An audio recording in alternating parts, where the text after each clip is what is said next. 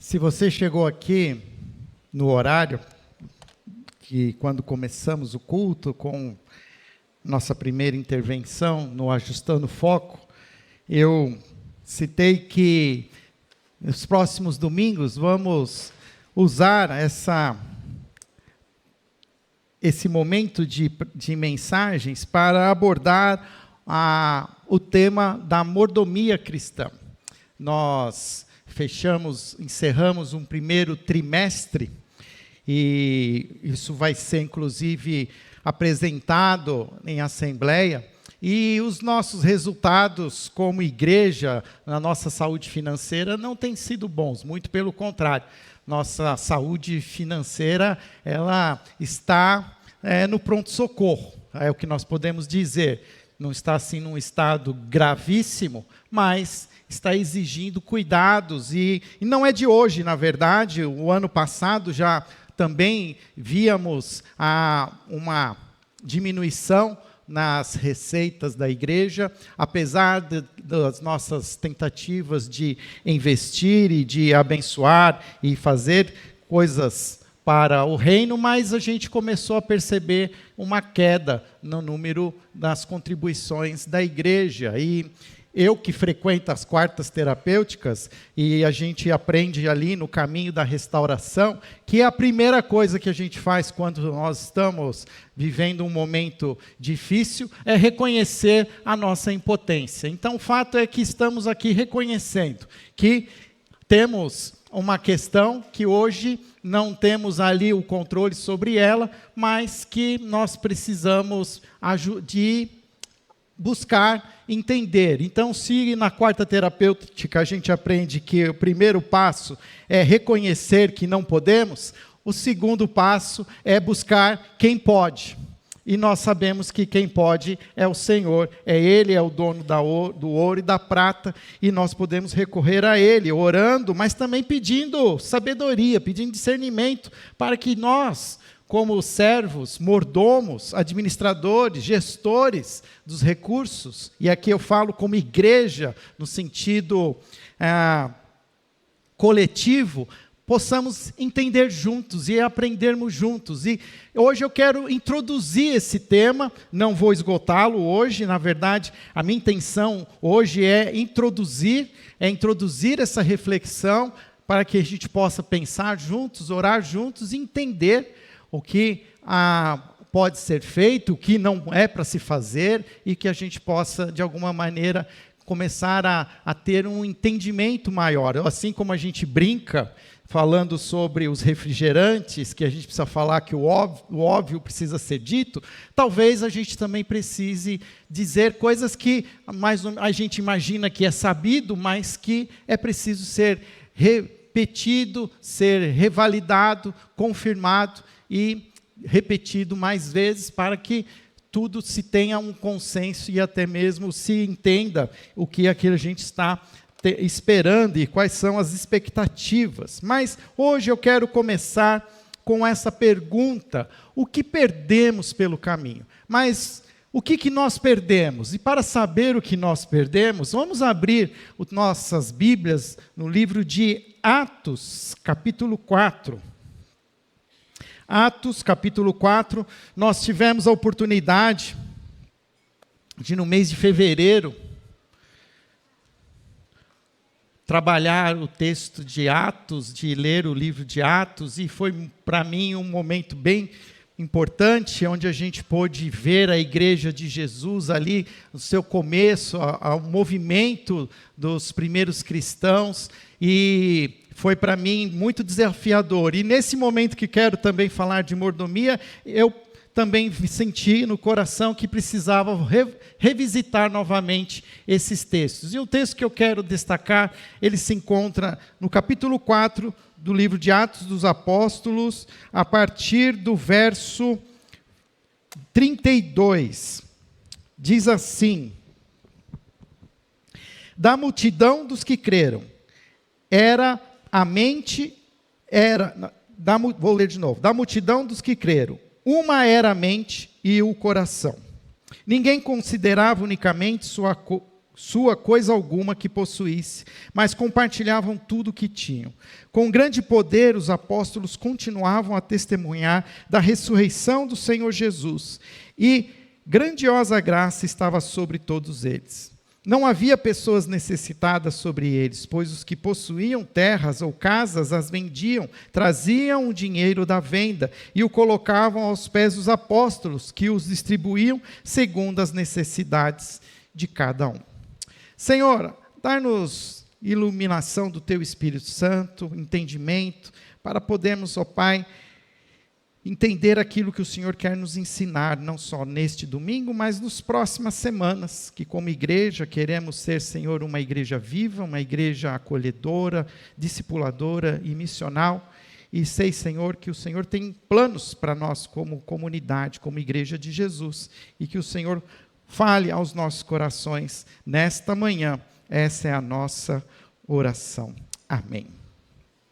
Então, quando você lê o texto de Atos, capítulo 4, nós vemos uma realidade que não é a nossa realidade hoje, isso é fato. Hoje nós não temos, talvez, nem a possibilidade de viver como estavam vivendo ali aqueles primeiros discípulos de Jesus. Havia toda ali uma atmosfera de avivamento no coração, eles estavam cheios do Espírito Santo, os apóstolos testemunhavam da ressurreição, a graça estava sobre todos eles. Olha que interessante, não havia pessoas necessitadas, pois os que possuíam terras ou casas as vendiam, traziam o dinheiro da venda e colocavam aos pés dos apóstolos e distribuíam segundo a necessidade de cada um. Isso porque eu pulei o versículo 32, que diz que ninguém considerava unicamente sua coisa alguma que possuísse, mas compartilhavam tudo o que tinham. É fato que essa era a realidade da igreja primitiva em Atos, mas essa não é a realidade da igreja nos nossos dias. E agora eu quero trazer, claro, o foco para a nossa igreja, para a nossa comunidade, e fazer essa pergunta: o que nós perdemos pelo caminho, que nós não temos hoje a possibilidade de experimentar uma realidade como essa? Claro, eu preciso ser aqui franco com vocês. O texto é um texto narrativo, é um texto que conta a história da igreja. Então, como texto narrativo, eu não posso pegar ali verdades absolutas e dizer que as coisas acontecem sempre assim. O que eu estou querendo dizer é que teve um momento da igreja em que a igreja era extremamente generosa, a igreja estava ali vivendo um momento ali de grande fervor e não se tinha, as necessidades existiam, mas ninguém passava necessidade. E o que eu gostaria aqui é que a gente pudesse pensar juntos a partir dessa pergunta: o que nós perdemos pelo caminho? Quando lemos Atos capítulo 4, uma pergunta é inevitável: por que não é mais assim? Se o mesmo Espírito continuava atuando, por que os resultados parecem tão diferentes? E aqui eu quero destacar, isso não é uma crítica estrutural, é uma pergunta, é uma consciência espiritual. Estamos numa igreja, queremos entender o que podemos aprender com esse texto. Como era essa igreja originalmente? O texto vai dizer lá que era um só coração, um só coração, uma só alma, uma nova relação com os bens, havia poder espiritual, a graça era abundante e não havia necessitados, muito pelo contrário, havia uma ausência de necessitados. E isso não era um ideal utópico, era uma realidade, foi registrado pelos apóstolos. E, novamente, a pergunta é: o que mudou? Sabemos que o Evangelho não mudou, o Espírito Santo não mudou, Jesus, muito menos ainda. Então, o que mudou? Nós mudamos, as pessoas mudaram, Os tempos mudaram, mas os tempos mudam porque nós mudamos. Nós somos pessoas diferentes. A realidade daquela igreja é diferente da nossa realidade. E o que fez mudar? Primeiro, porque não tinha boleto naquela época, né? Não tinha cartão de crédito. Não tinha bet. O que mais que tem hoje? Streaming, para todos os gostos. Shopping center. Restaurantes. Viagens. Iates. Praias. Hotéis. Paris. Nova York. É diferente. É diferente. Nós mudamos, a nossa realidade é outra.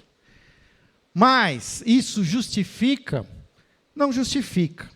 Eu entendo e buscando o discernimento e conversando com a equipe pastoral, com o conselho pastoral, inclusive, eu entendo que existem ali pelo menos 4 possíveis respostas para o nosso tempo.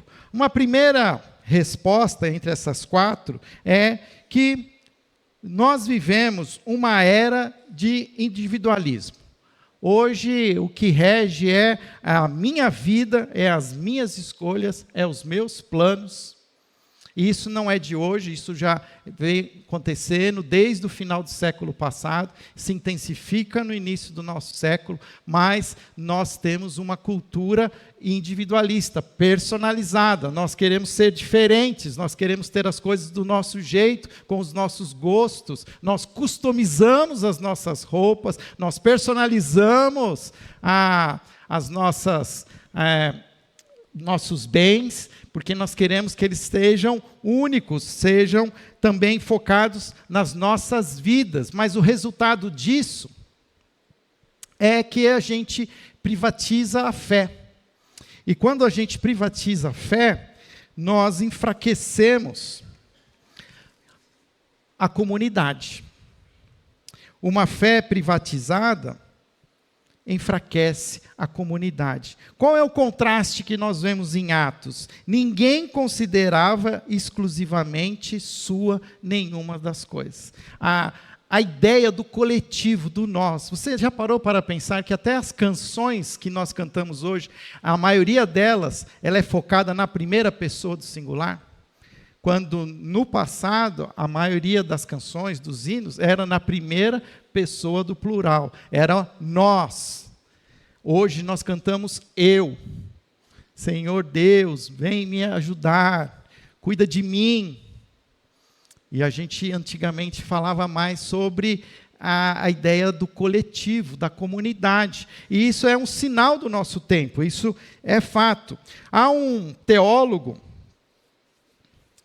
inglês, Les Newbigin, que fala que quando a fé é privatizada, a mordomia torna-se opcional. O que ele quer dizer com isso? Porque se eu privatizo a fé e a fé é minha, eu estou dizendo o seguinte, que eu faço o que eu quero. Então, a mordomia, que é aquilo que a gente está querendo aqui trazer, os primeiros conceitos dessa ideia da coletividade, de gerirmos juntos os recursos, ele se torna uma coisa opcional. Não, isso eu não quero. Eu não quero fazer parte disso, eu acho que isso, eu não concordo. Então nós vemos que esse individualismo, ele é uma marca do nosso tempo, mas nós não podemos permitir que esse individualismo assuma o controle. E não quer dizer que vai mudar, a gente precisa ter esse entendimento e ser consciente que cada vez mais o individualismo se torna uma força que contamina a igreja e que nós precisamos aprender a caminhar nessa contracultura e sempre priorizar a coletividade, a comunidade, em detrimento da minha individualidade. A gente fala isso, a gente fala que o cristianismo não é uma fé para se viver sozinho, o cristianismo é uma fé que se vive coletivamente, a ponto de que a maior ilustração sobre o que é ser igreja é que é o corpo de Cristo. e que, como igreja, somos vários membros, somos integrantes com várias funções, com vários papéis, mas que trabalhamos juntos como corpo. E nós precisamos resgatar esse entendimento da coletividade. Outra coisa que eu entendo que também faz com que a gente tenha se perdido no meio do caminho, é que o consumo moldou a nossa espiritualidade. Então, eu tenho sonhos, eu tenho desejos, eu tenho vontades, e o que eu quero? E eu busco escolher aquilo que me serve, que pode me servir. Então, nós escolhemos a igreja também a partir dos serviços que ela pode nos prestar. Avaliamos pelo que recebemos, pensamos como consumidores, não mais como corpo. E aqui eu vou ser bem sincero, já teve famílias que saíram daqui da igreja e falaram assim: pastor, nós estamos indo para uma outra igreja, porque lá o ministério com adolescentes é melhor e os meus filhos vão ser melhores cuidados. E está certo, mas ao mesmo tempo, a pergunta que fica é: mas por que vocês não nos ajudam, então, a construir esse ministério? Na verdade, hoje, a urgência a urgência pela necessidade de ser servido ultrapassa qualquer movimento nosso de querer ajudar, de construir. Até porque as opções hoje são muitas. Nós vivemos numa cidade de região metropolitana, são 3 milhões de habitantes. Tem igreja para todo mundo, de todos os jeitos, com todos os tamanhos. E hoje a gente, é fato, procura aquela igreja que pode, de alguma maneira, nos servir melhor. Dificilmente eu ouço alguém dizer aqui, vai falar: pastor, estamos indo para uma igreja, ali numa comunidade, porque nós percebemos que lá não tem trabalho com crianças, e nós queremos começar um trabalho lá. Nós não fazemos isso, porque nós temos essa cultura arraigada em nós. E, se esse é o paradigma dos nossos tempos, o paradigma de Atos é outro. O paradigma de Atos é que a igreja deixa de ser família e passa a ser, em muitos casos, o lugar em que nós frequentamos. A igreja não é mais é um lugar que frequentamos. O paradigma de Atos é lembrar que a igreja não é um lugar que frequentamos, é a família a qual pertencemos. E família, se você tem uma família, você não escolhe o seu cunhado, você não escolhe o seu irmão. E quando tem as celebrações, está todo mundo lá. Tem o tio do pavê, né? Tem a tia que compra presente para todo mundo. E a gente vai perdendo essa cultura de viver a família, a igreja como família. É fato hoje, e eu quero dizer outra coisa para vocês, porque o que eu estou falando aqui, eu também tenho tentado expressar para todos os novos membros da igreja. Então, quando esses membros, essas pessoas estão chegando à igreja, a gente faz uma classe chamada Primeira Conexão. E a gente fala das 4 expectativas que nós temos para essas pessoas que estão chegando à nossa igreja. Porque, de novo, nessa questão da cosmovisão consumista, essas pessoas que estão chegando na igreja, elas têm também ali expectativas do que elas vão receber. E a gente, em contrapartida, também fala. E uma primeira expectativa que eu tenho é que nós estejamos juntos uma vez por semana. Mas isso não acontece, já começa aí. Porque hoje a nossa agenda é tão grande, temos tanta demanda, que a média de uma família membro da nossa igreja é frequentar a igreja a cada 15 dias. E temos agendas super importantes, mas eu estou querendo ser bem realista aqui. A nossa demanda hoje é muito grande. Se existe essa era que nós vivemos do individualismo, há também esse consumo que molda a nossa espiritualidade, existe também algo que eu entendo, e conversando no conselho pastoral, um esvaziamento do pertencimento. Será que ainda nos vemos como parte de um povo? Hoje, muitas vezes, somos apenas espectadores. Creio que, principalmente as novas gerações, até por serem moldadas com essa cultura, tem essa tendência das conexões e das desconexões. Então, isso faz com que eu não goste, eu não acho legal, simplesmente me desconecto. Mas nós precisaríamos voltar a ter esse senso de que a igreja que eu participo, que eu estou aqui frequentando, eu pertenço a ela, ela faz parte da minha história, ela é a minha comunidade, ela é a nossa igreja. E esse senso de pertencimento ele tem se esvaziado, e essa é uma das perguntas mais importantes. Será que ainda nos vemos como parte de um povo? Em Atos, capítulo 4, eles eram responsáveis uns pelos outros. Hoje, muitas vezes, somos apenas espectadores, sem pertencimento. Não há compromisso. E se não há compromisso, não há generosidade. Então, a gente fala aqui do missionário, do Milton Sanches. Para alguns aqui, conhecem o Milton, sabem quem é, conhecem a história. Mas talvez tenha algumas pessoas aqui que não sabem quem é o Milton. E aqui estou sendo bem sincero. Alguns vão falar assim, mas por que ele mandou? Quem mandou ele ter 4 filhos lá? Agora se vira para comprar passagem. Porque a gente fala mesmo isso. Mas se nós entendemos que o Milton ele é parte da nossa família, que é alguém com quem a gente sente que existe esse pertencimento, por mais que a gente possa ter críticas, a gente vai fazer das tripas corações para ajudar, para resolver, para suprir.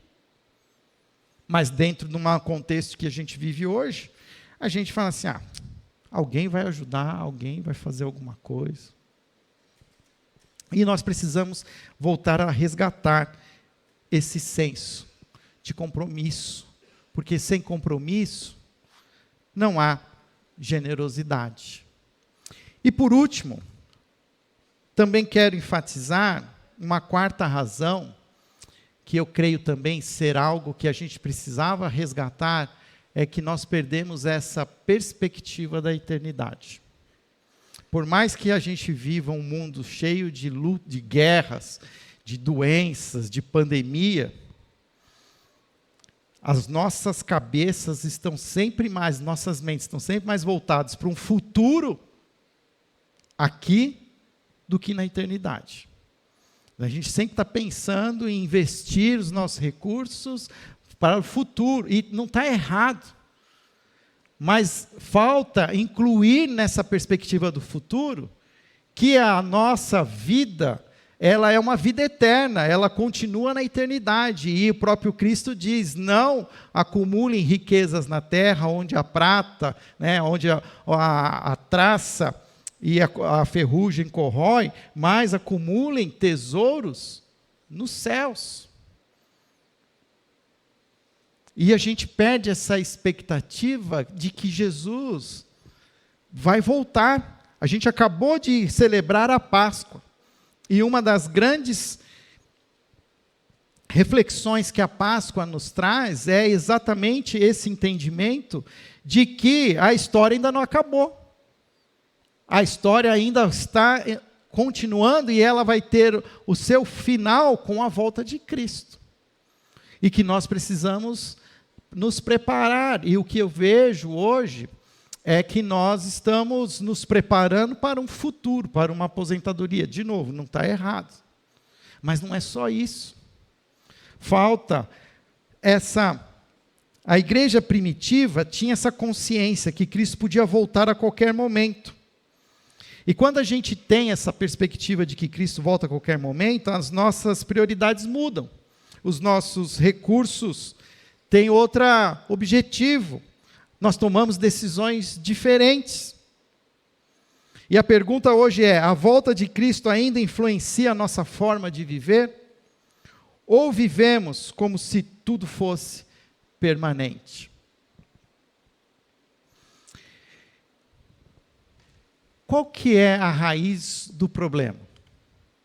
Quando a gente fala do problema em si, se a gente imaginar um iceberg, e quem já estudou a fisiologia do iceberg sabe que 1/5 do iceberg fica para fora da água, e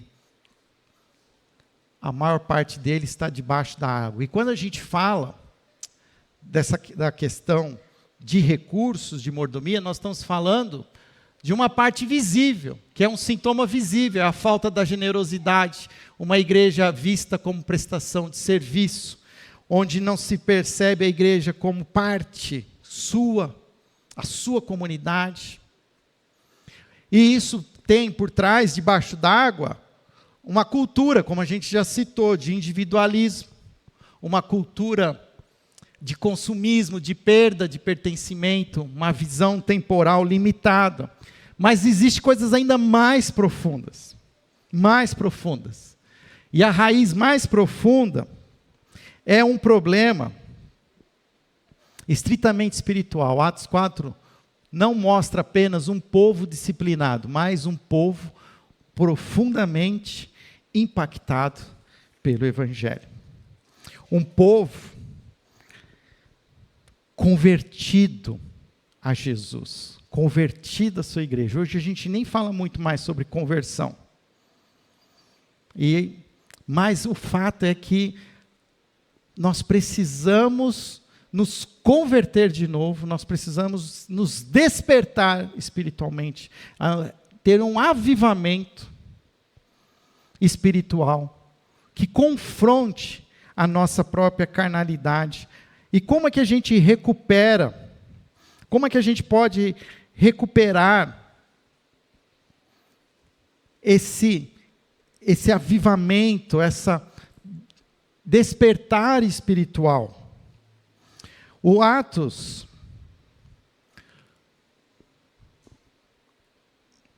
deixa eu olhar aqui, o diagnóstico então do tempo restante. Imagine alguém que descobre que tem pouco tempo de vida. Isso aqui eu já falei, perdão, está errado. Muda.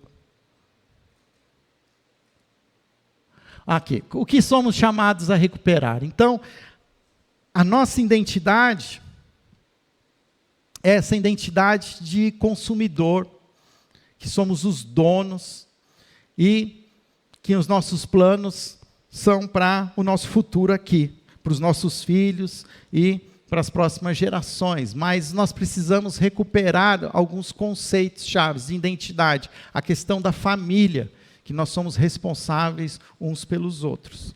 A palavra de Deus diz que além de ser corpo de Cristo, nós somos uma família, família de Deus.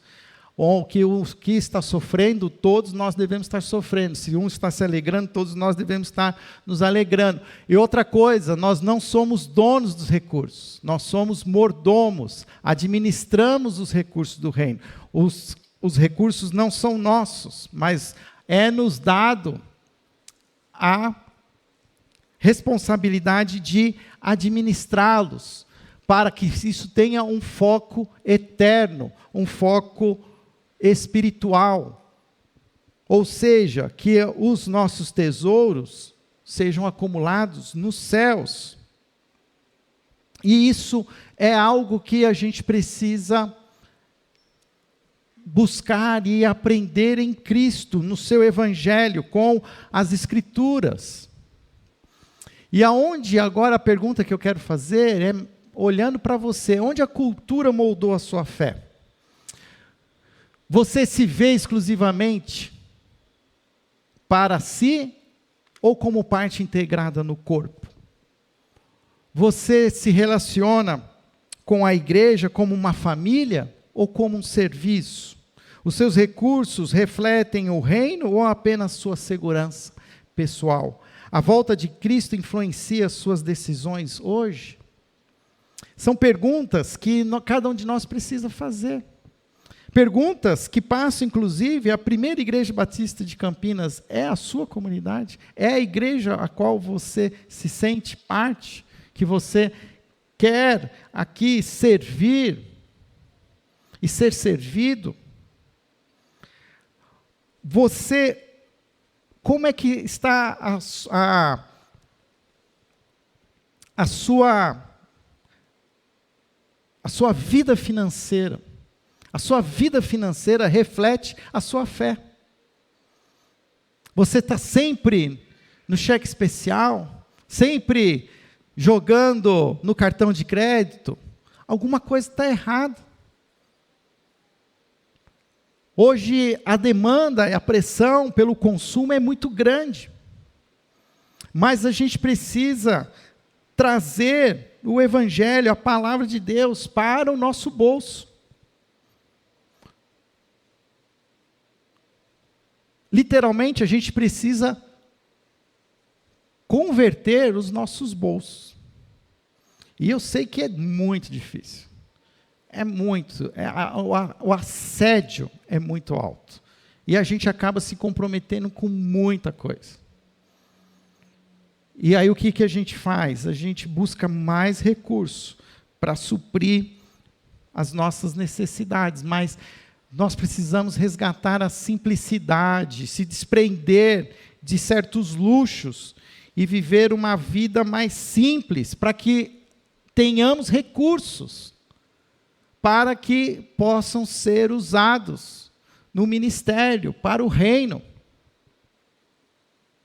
Uma vez eu ouvi uma pessoa falar e ele disse a verdade, que ele nunca viu alguém parcelar despesas para ajudar um missionário no campo missionário. Mas se a gente consegue parcelar uma TV 65 polegadas em 50 parcelas sem juros, a gente não pensa duas vezes. E a gente ainda tem até umas expressões, a gente solta o rojão, depois corre atrás. E a gente está o tempo todo acumulando. E quando se é necessário, é preciso algo, não se tem. E não tem mesmo. Porque nós comprometemos toda a renda com muita coisa. Uma vez eu li um livro chamado O Dinheiro e o Povo Judeu. E diz lá, resumidamente, que uma família judia separa 50% da sua renda para viver a vida com as suas necessidades básicas. 10% é o dízimo, outros 10% ele guarda para emergências, 10% ele ajuda os irmãos, porque a palavra de Deus diz que não pode emprestar, e 20% ele investe. Agora, pergunta que não quer calar, você consegue viver com 50% do seu salário? O nosso custo de vida é muito alto, mas, ao mesmo tempo, assim, a gente precisa ter um custo de vida tão alto, a gente precisa ter tanta coisa. E nós precisamos pensar, olhar de novo para esse texto e lê-lo de novo. Da multidão dos que creram, era uma mente e um coração. Ninguém considerava unicamente sua coisa alguma que possuísse, mas compartilhavam tudo que tinham. Com grande poder, os apóstolos continuavam a testemunhar da ressurreição do Senhor Jesus. E grandiosa graça estava sobre todos eles. Não havia pessoas necessitadas entre eles, pois os que possuíam terras ou casas as vendiam, traziam dinheiro da venda e colocavam aos pés dos apóstolos, que o distribuíam segundo a necessidade de cada um. Quando o senso de pertencimento se perde, a generosidade desaparece. Mas quando o evangelho é redescoberto, tudo volta ao seu lugar. Atos 4 não é um texto para idealizar, é um texto para confrontar, não é sobre voltar a um modelo histórico, mas é sobre recuperar o nosso coração.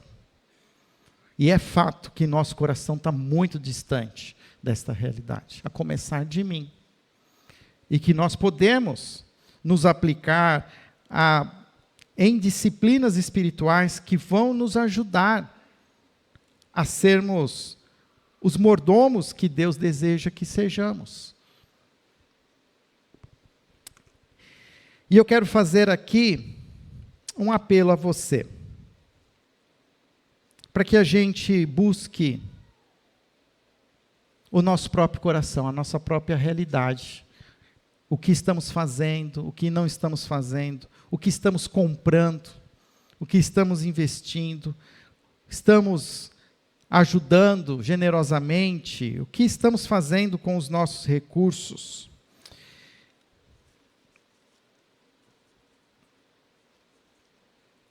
Que possamos buscar essa verdade em nossos corações, que possamos nos reposicionar como igreja e resgatar esse senso de pertencimento. E não só isso, mas também reacender a nossa esperança viva na eternidade, entendendo que as coisas aqui na terra vão passar e que o Senhor virá para uma nova realidade. Nós vamos continuar essa conversa. Hoje eu fiz uma provocação, nós entendermos que o primeiro passo é reconhecer que do jeito que dá é continuar, né, num ciclo de insanidade. Sem mudanças não vai existir algum resultado diferente. Se nada muda, nada muda. É assim que a gente aprende. Mas precisa começar no nosso coração. Semana que vem, se Deus permitir, eu quero trazer uma palavra sobre o dízimo. E quero trazer, e eu estou me desafiando a isso, uma palavra que vai falar do dízimo no Velho Testamento e o dízimo no Novo Testamento. E eu queria que você estivesse aqui presente para ouvir essa palavra. Para que a gente tenha um entendimento do que significa essa palavra dízimo, já carregada de impressões, de definições, mas que a gente pudesse sim brevemente entender o papel do dízimo no Velho Testamento e o papel do dízimo na Nova Aliança em Jesus, debaixo do Evangelho. E que essa semana você comece a olhar para a sua realidade, para as suas finanças, para os seus recursos, onde eles estão sendo investidos, com razões necessárias ou por razões que são apelos do individualismo, do consumismo, mas que possamos também entender esse nosso papel como parte da igreja de Jesus, como parte de uma igreja que sonha. E você tem ouvido os nossos sonhos, tem ouvido aquilo que nós queremos ser como igreja, mas isso só vai acontecer se nós participarmos, se nós nos sentimos parte disso. E a primeira parte então, o primeiro desafio é: eu quero fazer parte disso, eu quero ser essa igreja em Campinas. Senhor, continua falando aos nossos corações. Hoje nessa primeira introdução provocativa, nós revisitamos, ó Pai, a realidade da igreja no início da sua história. Uma igreja generosa, desprendida, uma igreja que estava, Pai, disposta a te servir com todos os seus bens. E que possa nos ajudar, Senhor, a entender como podemos ser a igreja que o Senhor deseja que sejamos em Campinas. Que promova o Teu reino, que abençoe as famílias, alcance uma nova geração de discípulos de Jesus. Mas, Senhor, que mais que tudo também, que tenha essa consciência de quem é como parte do corpo de Cristo. Consciência de que vivemos, ó Pai, entre o já e o ainda não. E que ainda há algo maior para vivermos em Cristo Jesus. Abençoa-nos, Senhor, como famílias.